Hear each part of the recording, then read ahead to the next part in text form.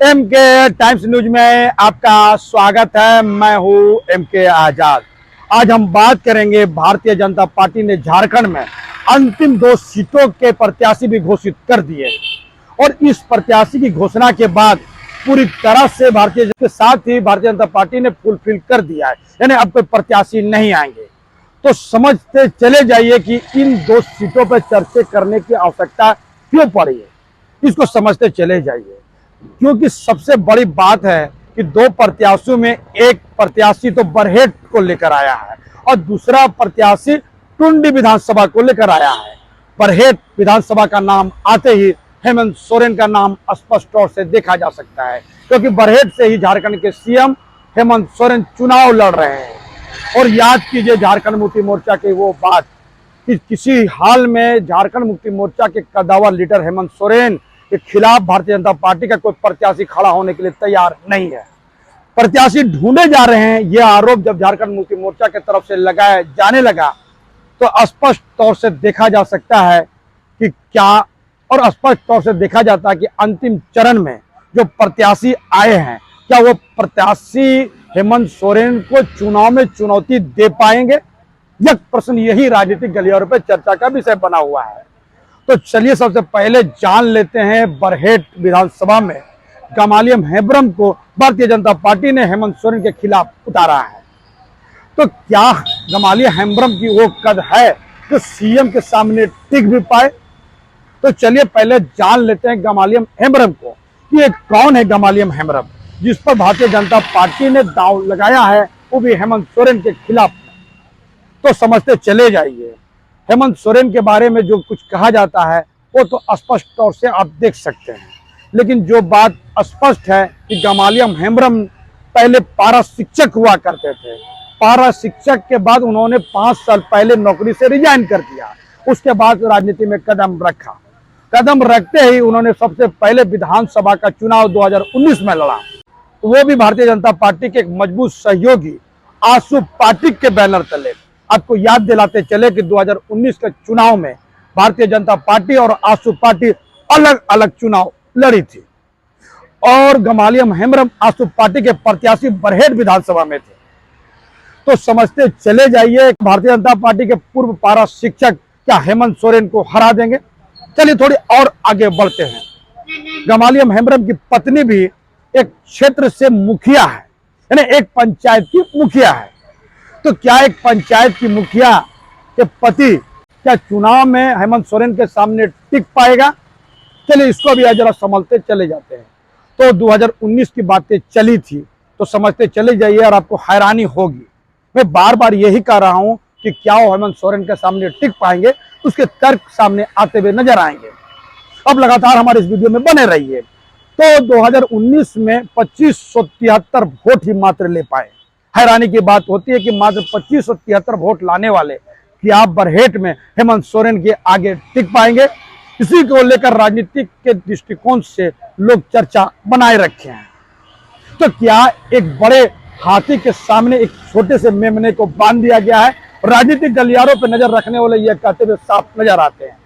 आने वाला वक्त में पता चलेगा कि वहां की स्थिति क्या है।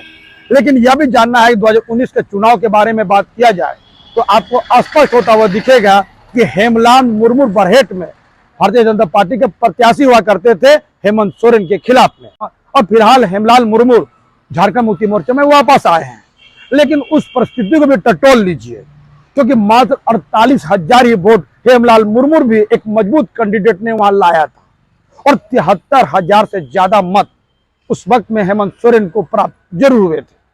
तो एक हेवी वेट जब प्रत्याशी वहां आए हेमलाल मुर्मू तो 48,000 में ही अपने आप को पूरी तरह से निपटाने में कामयाब हो गए, फिर यानी निपट गए। तो कहा क्या जाए, और अब 2573 वोट लाने वाले विधानसभा चुनाव में हेमंत सोरेन को किस तरह चैलेंज करेंगे ये स्पष्ट देखा जा सकता है। यह झारखंड मुक्ति मोर्चा की बातों पर यकीन करे तो यह स्पष्ट करते हुए नजर आती है कि झारखंड मुक्ति मोर्चा के कद्दावर लीडर हेमंत सोरेन के आगे, यानी उसके कद के आगे भारतीय जनता पार्टी के पास कोई भी आदिवासी लीडर तो बिल्कुल नहीं है, और दूसरे सामान्य जातियों में भी हेमंत सोरेन के पास उसके कद का नेता नहीं है।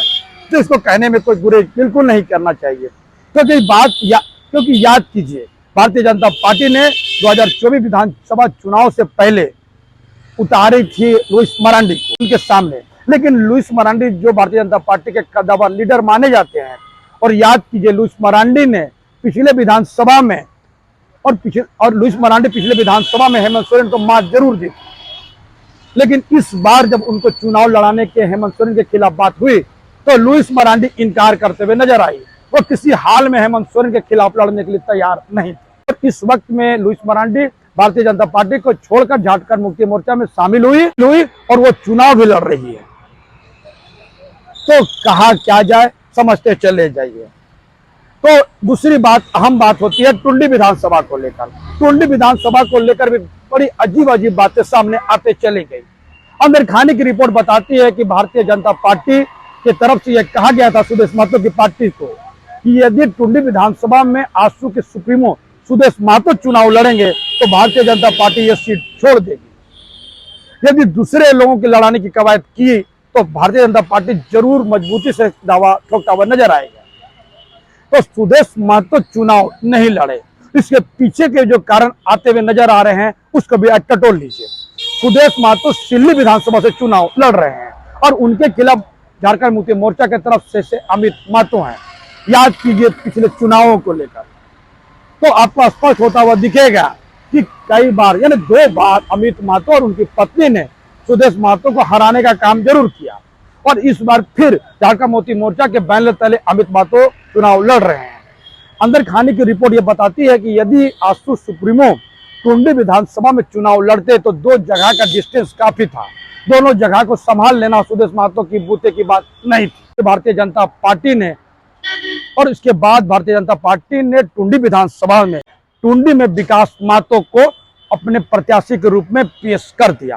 बड़ा दिलचस्प है, छात्र राजनीति से शुरुआत करने वाले विकास महतो ने जिस तरह से राजनीति में कदम रखा, युवा चेहरा तो जरूर है, लेकिन उनको टिकट मिल जाएगा भारतीय जनता पार्टी में इसके दूर दूर आसार होते हुए नहीं दिखते थे। लेकिन जब टिकटों की घोषणा हुई तो एक युवा चेहरे पे क्यों लगाया गया दांव, यह भी राजनीतिक गलियारों पर चर्चा का विषय बना हुआ है। तो कहा क्या जाए, विकास महतो इस वक्त में जिला परिषद के चुनाव भी जीत चुके हैं, और सुदेश महतो की पार्टी से ताल्लुक रखने वाले संतोष महतो के जब उन्होंने हराने का काम किया तो स्पष्ट तौर से देखा जा सकता है कि सुदेश महतो की पार्टी आजसू के जो किले हैं उसको भी ध्वस्त करने में विकास महतो कामयाब हो जाएंगे, ऐसा भारतीय जनता पार्टी को लगा, तभी उन्होंने विकास महतो को प्रत्याशी बनाया। तो बड़ा दिलचस्प है, इसीलिए कहा गया कि अंतिम क्षणों में जिस तरह भारतीय जनता पार्टी ने 2 प्रत्याशी बनाए बरहेट विधानसभा में और टुंडी विधानसभा में, इसलिए महत्वपूर्ण हो जाता है कि एक प्रत्याशी उन्होंने हेमंत सोरेन के खिलाफ में उतारा है और एक सुदेश महतो जिस चुनाव में लड़ने की पेशकश कर रहे थे उसको हटा के भारतीय जनता पार्टी ने अपनी झोली में टुंडी विधानसभा रखा। आने वाला वक्त में पता चलेगा कि कौन किसकी बाजी मार लेते हैं। तो हमारा ये न्यूज आपको कैसा लगा, अपने कमेंट्स बॉक्स में जरूर कमेंट्स करें, और जिन्होंने अभी तक हमारे न्यूज को सब्सक्राइब नहीं किया उसे विनम्र निवेदन की सब्सक्राइब जरूर कर दे। नमस्कार।